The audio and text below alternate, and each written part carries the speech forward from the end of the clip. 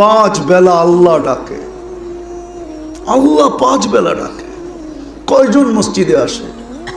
90% মুসলমান মসজিদে আসে না। না হাটে যায় নামাজ লাগে, না বাজারে লাগে, না অফিসে লাগে, না আদালতে লাগে, না খেতে লাগে, না খামারে লাগে, না মেইলে লাগে, না ফ্যাক্টরিতে লাগে। আল্লাহর মতো সত্তা ডাকে, আল্লাহর মতো আল্লাহ ডাকে।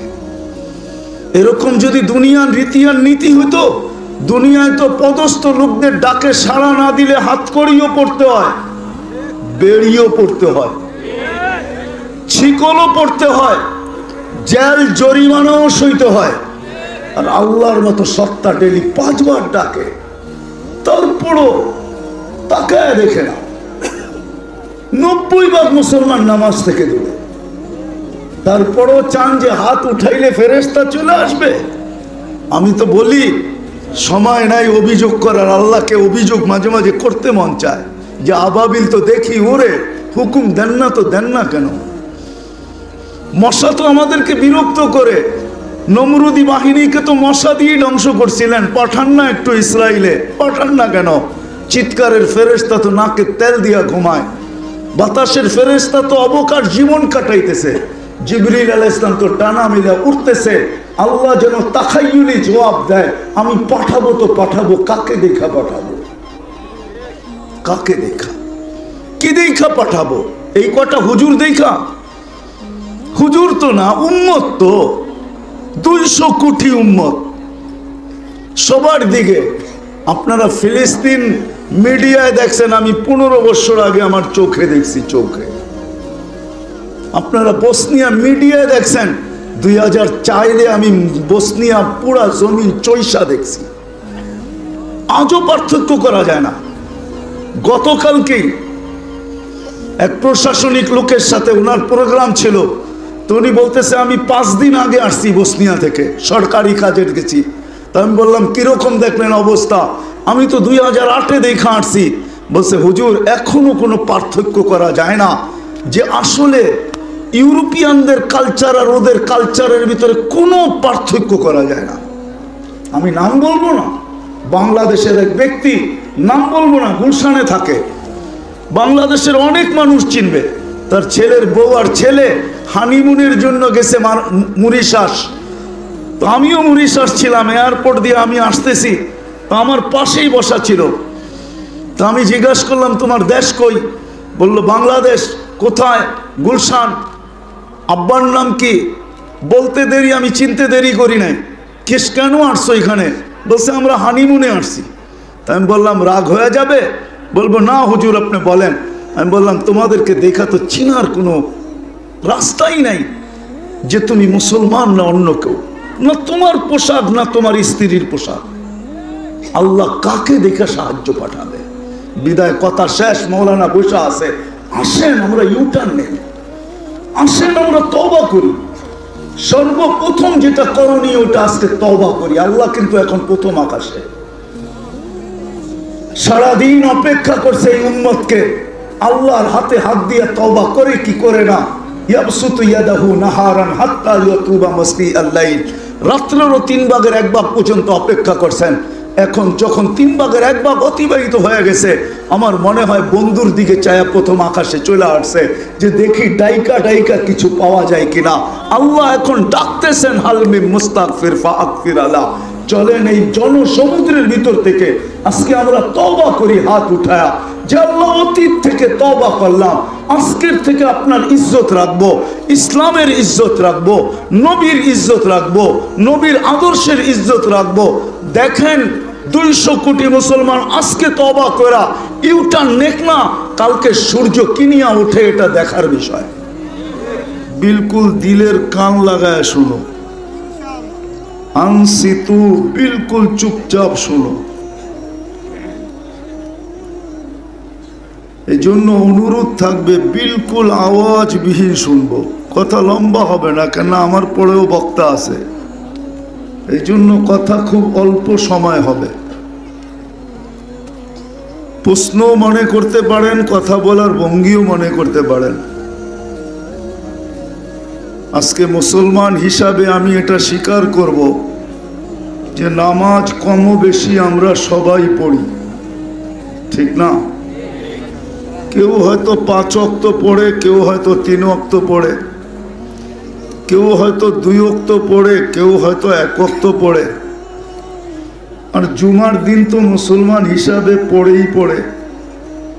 যদি তাও না পড়ে, কমসে কম রমজান ঈদের নামাজ তো অবশ্যই পড়ে, ঠিক না? সত্য তো?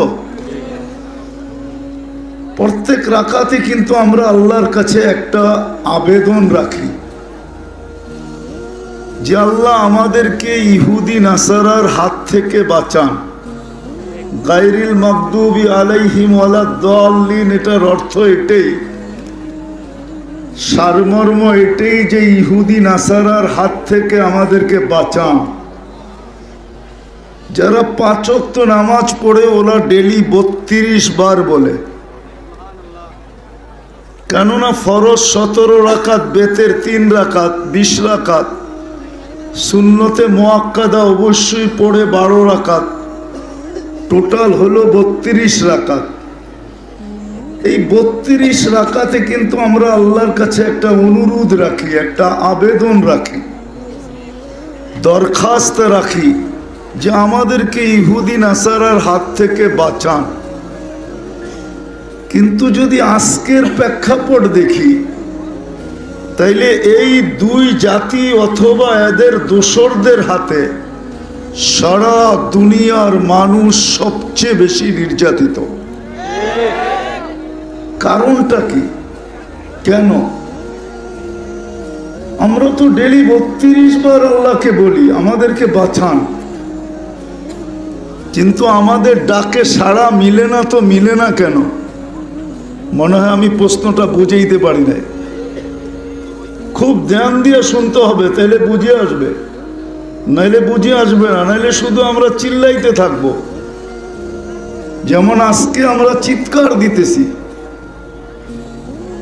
সারা দুনিয়ায় মুসলমান আজকে নির্যাতিত কেন? আবেদন তো আমরা ডেলি আল্লাহর কাছে করি। সংখ্যায় কি আমরা কম নাকি? 200 কোটি মুসলমান দুনিয়াতে।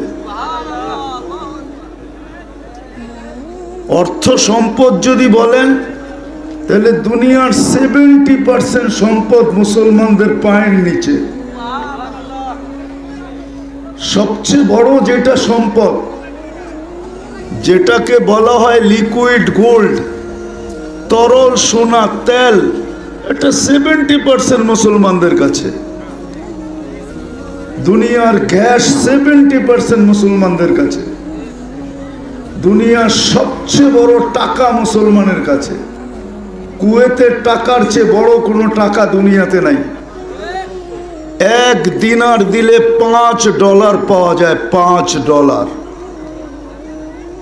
100 দিলে 500, 1000 দিলে 5000, 1 লাখ দিলে 5 লাখ, 1 কোটি দিলে 5 কোটি পাওয়া যায়। দুনিয়ার সবচেয়ে বড় টাকা মুসলমানের কাছে। দুনিয়ার সবচেয়ে বেশি প্রসাধনী ব্যবহার করে মুসলমান, সবচেয়ে বেশি কাপড় ব্যবহার করে মুসলমান। ওরা তো কাপড়ই পরে না, আবার বেশি পরবো কোত্থেকে? ঠিক না? দুনিয়ার সবচেয়ে দামি ব্র্যান্ড ব্যবহার করে মুসলমান। মুসলমানের চেয়ে দামি ব্র্যান্ড কেউ ব্যবহার করে না। সবচেয়ে দামি দামি ব্র্যান্ড মুসলমান ব্যবহার করে।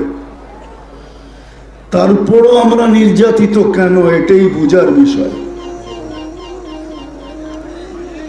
আমার পরেও বক্তা আছে, আমার আগেও ছিল। আমি অল্প সময়ের ভিতরে এটা বুঝাইতে চেষ্টা করব যে আমরা আজকে নির্যাতিত কেন, অথচ আল্লাহর কাছে সবচেয়ে প্রিয় আমরা। মুসলমানের চেয়ে আল্লাহর কাছে প্রিয় কেউ নাই, আছে নাকি? ওলামা বলো, মুসলমানের চেয়ে তো প্রিয় আল্লাহর কাছে কেউ নাই। কিন্তু আপনি হয়তো প্রশ্ন উঠাবেন যে মুসলমান তো আজ থেকে না, ইব্রাহিম আলাইহিস সালামের জমানা থেকে মুসলমান। হুয়া সাম্মাকুমুল মুসলিমিন। তাইলে আমি আরেকটা শব্দ চেঞ্জ করতেছি, উম্মতে মুহাম্মদীর চেয়ে তো আল্লাহর কাছে প্রিয় আর কেউ নাই।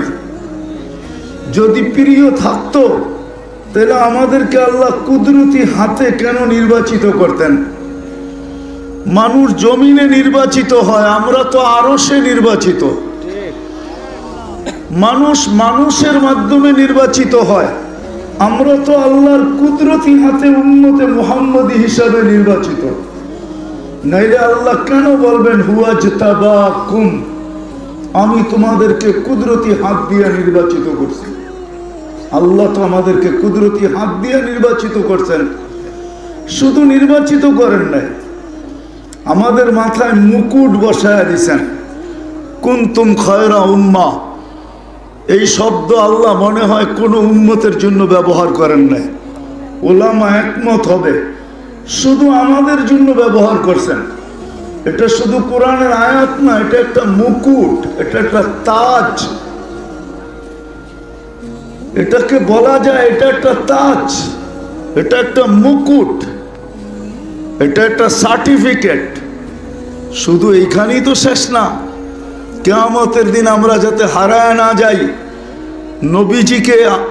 নবীজিকে আমাদের খুঁজতে বা কষ্ট না হয়, আমাদের প্রত্যেকের গায়ে আল্লাহ চিহ্ন লাগায়া দিয়েছেন, গুররাম মুআজ্জিলিনা মিন আসারিস সুজুদ। কিয়ামতের দিন কোন উম্মতের উজুর আর নামাজের জায়গা থেকে নূর বাহির হবে না, আমাদেরই নামাজের জায়গার থেকে, উজুর জায়গার থেকে নূর ফুটা বাহির হবে, নূর। আমরাই তো আল্লাহর কাছে প্রিয়, নাইলে কোন উম্মতের ব্যাপারে এটা কোরআনে বলা হয় নাই। আমাদের ব্যাপারে বলা হয়েছে নূরুহুম ইয়াসা বাইনা আইদিহিম ওয়া বিআইমানিহিম।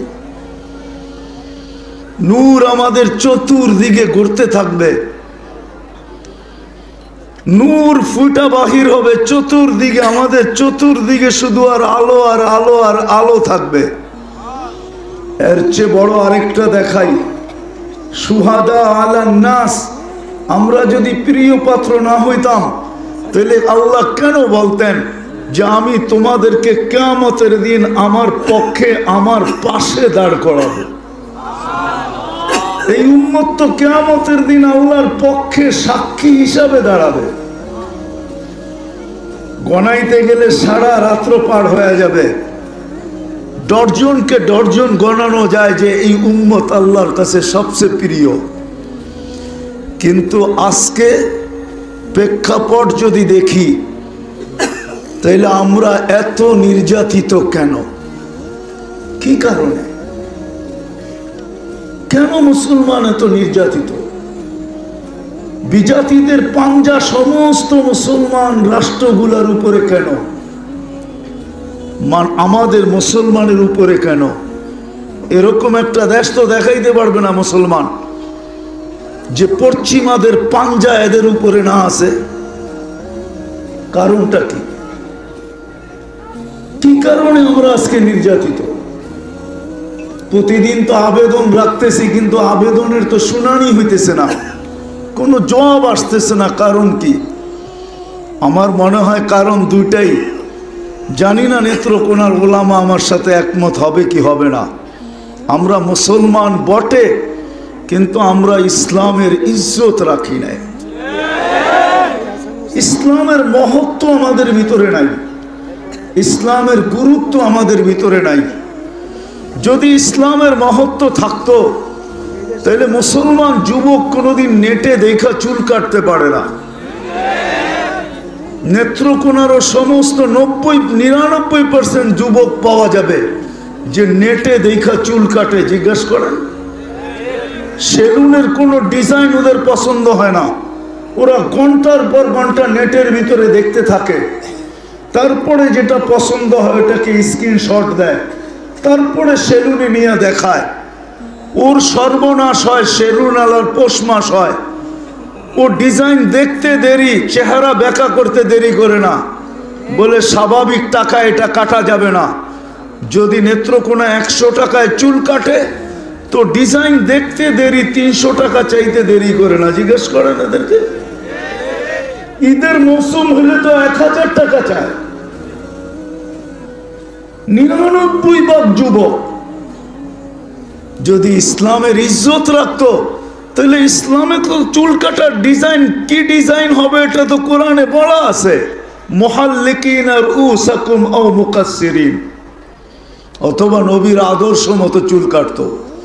যদি যুবককে জিজ্ঞাসা করা হয়তো তুমি নবীর আদর্শ মতো চুল কাটো কেন, বলবে আজকে দেখা হোক আর না হোক, কিয়ামতের দিন যখন দেখা হবে তো সর্বপ্রথম আমি হাতটা পাতবো যে কিছু তো ছিল না আমার কাছে, কিন্তু আপনার আদর্শ মতো চুল কাটছি, শুনছি আপনার দয়ার নবী, কিনারাবিহীন সমুদ্র, আপনি আজকে আমাকে কি দিবেন দেন না।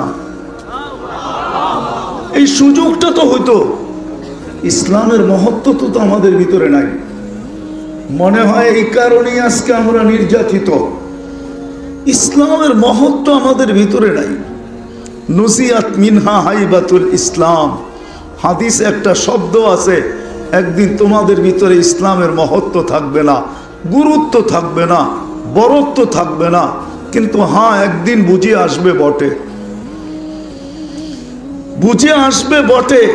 এখনো আমি আলহামদুলিল্লাহ বলি, আমার সমাজের বহুত মানুষ আছে, 90% মানুষ হবে যারা ইসলামের বিধি বিধানকে লাইক করে না, ভালোবাসে না বটে, কিন্তু এক জায়গায় মনের দ্বিধায়, এক জায়গায় মনের থেকে লেখা আসে আমার ধর্ম ইসলাম।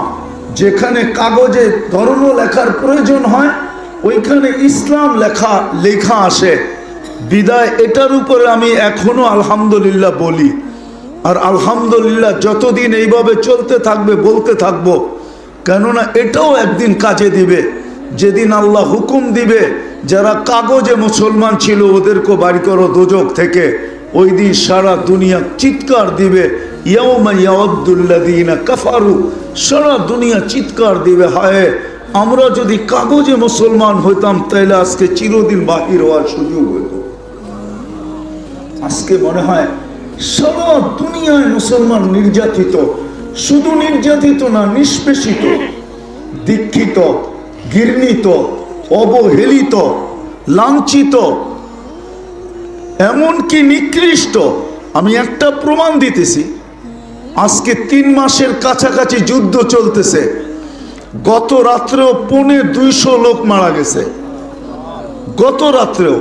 কিন্তু আমাকে মনে হয় না, আমি জানি না এখানে মেয়র সাহেব আছেন না এমপি সাহেব আছেন না কে আছেন, আমার মনে হয় না নেত্রকোনার কোনো শিক্ষিত সমাজ আমাকে দেখাইতে পারবে না যে যারা প্রাণী নিয়ে কাজ করে, প্রাণীবাদী সংস্থা, আজ পর্যন্ত প্রাণীবাদী সংস্থারা, সারা দুনিয়ার প্রাণীবাদী সংস্থা, এমনকি বাংলাদেশে যে প্রাণীবাদী সংস্থা আছে, যারা আমরা ঢাকা শহরে দেখি কনকনে শীতের ভিতরে ফজরের সময় কুকুরকে খাওয়াইতেছে, কুকুরের বাচ্চাকে নিয়ে খাওয়াইতেছে, এমনকি দুধ পর্যন্ত খাওয়াইতেছে, আজ পর্যন্ত প্রাণীবাদীর পক্ষ থেকে ছোট একটা প্রতিবাদ আসে নাই যে এতগুলা মানুষকে 16,000-এর উপরে মানুষ,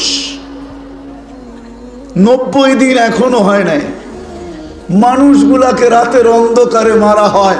এগুলা তো প্রাণীর আওতায় পড়ে, এগুলাকে নির্বিচারে কেন মারা হইতেছে আজ পর্যন্ত ছোট একটা প্রতিবাদ এরা কোনোদিন না ফেসবুকে, না কোনো মিডিয়ায়, না কোনো ইলেকট্রনিক মিডিয়া এরা ছাড়ছে, আপনি আমাকে দেখাইতে পারবেন না। কারণ ওরা ভাবতেছে মুসলমান প্রাণী না। কত নিকৃষ্ট ভাবনা ওদের। আজকে আমরা এত নিকৃষ্ট কেন? নেত্রকোনার মানুষ বাবার বিষয়, আমি শেষ জায়গায় চলে আসছি, বাবার বিষয়, চিন্তার বিষয়। অথচ মুসলমান আল্লাহর কাছে প্রিয়, অথচ কোরআন আমাকে বলে আনতুমুল আলাউনা ইন কুনতুম মুমিনিন, তোমাদের কি আমি উপরে রাখবো, তোমাদের উপর আমি কাউকে যেতে দিব না। কোরআনের ভিতরে তাকাইলে দেখা যায় কোরআন আমাকে বলে উলাইকা লাহুমুল আমান, উম্মতে মুহাম্মাদি নিরাপত্তার চাদর দিয়ে তোমাদেরকে টেকা রাখবো। কুরাল তো কুরাল দূরের কথা, সুই পর্যন্ত আমি কাউকে ঢুকাইতে দিব না।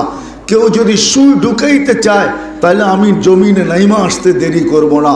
কোরআন তো আমাকে বোঝায় হায়াতান তাইয়্যিবা, তোমাদেরকে আমি সুখের জীবন দিব, এখানেও দিব ওখানেও দিব। আজকে মুসলমানের মতো তো পেরেশান কেউ নাই, কারো ঘরে সুখ নাই।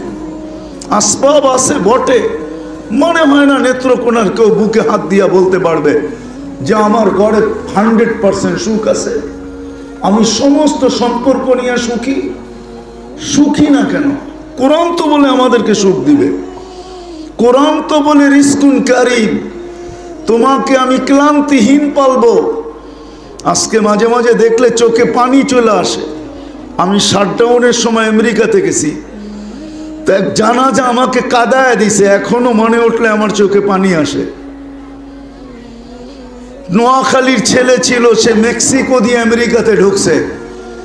জেলখানার থেকে বাহির হওয়ার পরে 5 মাস জীবিত ছিল। সে মোটর সাইকেলের মাধ্যমে হোম ডেলিভারির কাজ করত। তখন বাংলাদেশে শাটডাউন চলতেছিল, আমি তার জানাজায় ছিলাম। তোর কোনো আপনজন বলতে আমেরিকাতে কেউ নাই, মোটর সাইকেল অ্যাক্সিডেন্ট করে মারা গেছে। আমি জিজ্ঞাসা করছি সে কত দিয়ে গেছিল, সে 30 লক্ষ টাকা দিয়ে গেছে। 30 লক্ষ টাকা। তার জানাজায় কেউ কাঁদুক আর না কাঁদুক, আমার চোখে পানি আসছে। যে দুটা ভালো খাওয়া, ভালো পড়া, একটু ভালো থাকার জন্যই তো সেই ঝুঁকি নিছিল। শুধু তার স্বপ্ন ডুবে নাই, পুরো ফ্যামিলির স্বপ্ন ডুবে গেছে। ভাবছে কিছুদিন পরেই কেছে জিতবে, আর সে গ্রিন কার্ড পায়া ফেলবে, বাড়িওয়ালাদের জন্য অ্যাপ্লাই করবে, সমস্ত ফ্যামিলি তার আঙ্গুল ধরে আমেরিকায় চলে যাবে। এক অ্যাক্সিডেন্ট, সব ডুবে গেছে। মুসলমান ওয়াদা তো ছিল যে তোমাদেরকে আমি ক্লান্তিহীন পালবো। আরেক হাদিসের দিকে তাকাইলে তো দেখা যায় তোমাদেরকে পাখির মতো পালবো। লারাযাকাকুম কামা ইয়ারযুকুত তাইর তাগদু খিমাসাম ওয়া তারুহু বিতানা।